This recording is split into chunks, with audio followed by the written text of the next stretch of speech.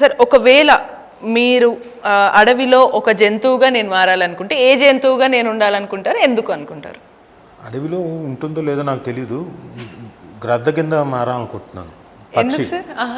అంటే అది నా సింబల్కి సరిపోయే, ఇది ఎవాల్వ్ అయిపోయిన తర్వాత వచ్చే ఇది థర్డ్ లెవెల్ది. పైగా గరుడ పక్షి కదా, విష్ణుమూర్తి వాహనం కాబట్టి. ఓకే, మీరైతే గద్దలాగా మారాలనుకుంటున్నారు. Okay, fine. అండ్ మీరే ఒకవేళ సేమ్ క్వశ్చన్ మిమ్మల్ని అడిగితే మీరేం చెప్తారు?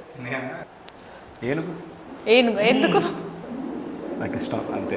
ఇష్టం లేదు, మాకు ఆన్సర్ కావాలి. అంత సింపుల్గా వదిలేరు మా ఆడియన్స్. ఏమో, ఏనుగు చూసినప్పుడల్లా నాకు ఎవరైనా నచ్చలేదంటే ఇది ఎక్కువ, అది కూడా సార్ ఎక్కువ తినచ్చు. అంటే ఎన్ని బెనిఫిట్స్ ఉన్నాయి మీకే తెలియదు, కానీ యాక్చువల్లీ మీరు ఏనుగుగా మారితే ఎవరినైనా తొక్కేయచ్చు, లేకపోతే అది కాదులేండి. అదే చేయాలి. మరి ఏం తింటారు మీరు? వెజిటేరియన్ కాదు కదా మీరు రియల్ లైఫ్ లో? కాదు కదా అంటున్నారు. సో ఎలిఫెంట్ వెజిటేరియన్, మీరు పర్లేదు, వెజిటేరియన్ గా మారినా పర్లేదు, ఎలిఫెంట్ అవ్వాలి. ఓకే, చాలా బెనిఫిట్స్ ఉన్నాయి అయితే మీకు. అండ్ మిమ్మల్ని కూడా అదే క్వశ్చన్, అండ్ దాంతో పాటు యాడింగ్ ఉంది. మీరు ఒకవేళ ఏ జంతువు అవ్వాలనుకుంటారు, వై? సో అది there's an animal called capybara. Capybara అని ఒక యానిమల్. ఎందుకని చెప్పి ఒకటి పడేసి మరి ఇప్పుడు ఎక్కడ ఫోన్ కూడా లేదు, నేను కూడా ఎత్తుకోవాలి క్యాపిబెరా అని. క్యాపిబెరా స్పెషాలిటీ ఏంటంటే తెలుగులో నేమ్ ఉంది, అదేంటి? అదేంటో క్యాపిబెరా. ఇదేమి ఏం స్పెషాలిటీ ఏంటని చెప్తా. సో క్యాపిబెరాని ఏ వైల్డ్ యానిమల్స్ ఏం చేయరు. అది క్రొకోడైల్స్ మధ్యలో ఉంటుంది, అది లయన్ దగ్గర ఉంటుంది. కానీ ఏ animals, it's the only animal that no other wild animal will hunt. దాన్ని ఎవ్వరు హంట్ చేయరు. అది మధ్యలో ఇమాజిన్, ఒక రివర్ లో, ఒక లేక్ లో ఒక 100 క్రొకోడైల్స్ ఉంటే ఆ మధ్యలో ఉంటది, క్రొకోడైల్ మీద ఉంటది. ఏం చేయరు. ఎందుకు?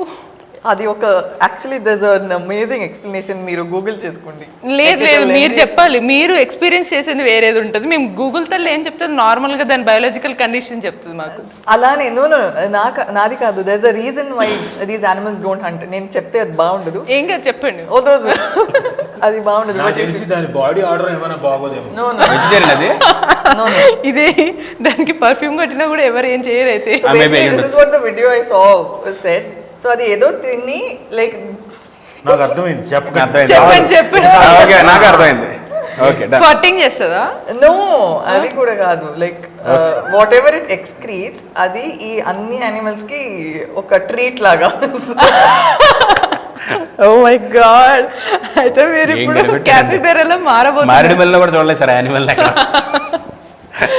అసలు ఎక్కడ ఉండదు నాకు తెలిసి.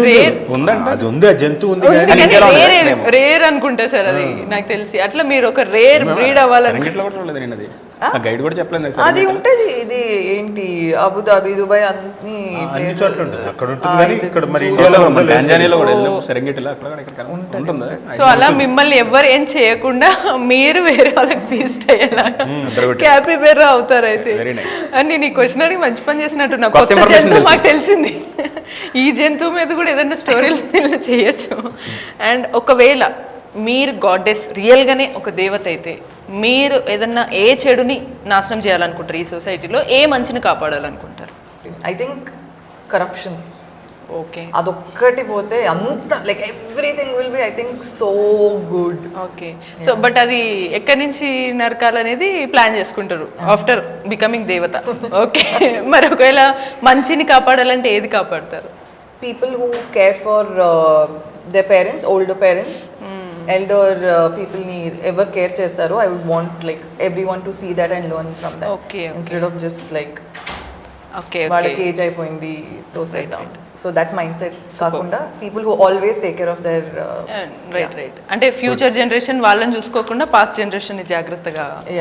I mean no it's not like ఒక్కరిని చూసుకోవాలంటే ఇంకొకరిని వదిలేయటం మైండ్ సెట్ ఉండకూడదు. అందరినీ like you can take care of everyone. Right, super sir. Same అదే, ఒకవేళ ఒక దేవత మీ ముందు ప్రత్యక్షమైతే మీరు కోరుకునే కోరిక ఏంటి?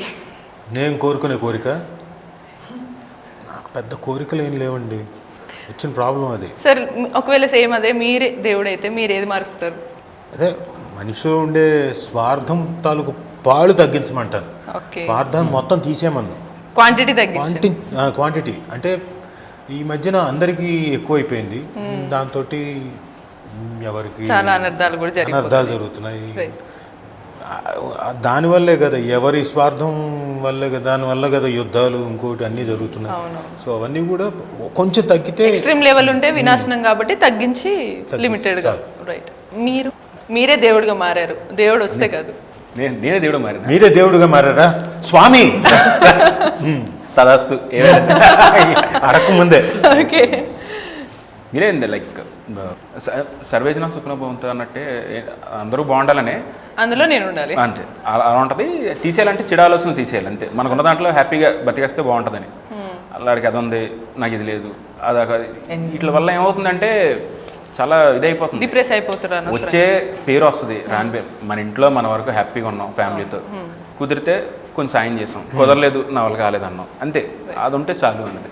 మొత్తంగా చివరిగా మన ప్రేక్షకులు ఈటీవీ విన్కి రావాలి, ఆ లొకేషన్కి చేరుకొని ఆ క్రైమ్ ఇన్వెస్టిగేషన్ తెలుసుకోవాలంటే మీరు చెప్పినట్టు ఆ చెడు ఆలోచనలు, సార్ చెప్పిన స్వార్థం పోవాలి, మీరు చెప్పినట్టు అందరినీ బాగా చూసుకోవాలి, ఇవన్నీ ఇందులో రిలేట్ అవుతాయా? మీరేం చెప్తారు ఆడియన్స్కి?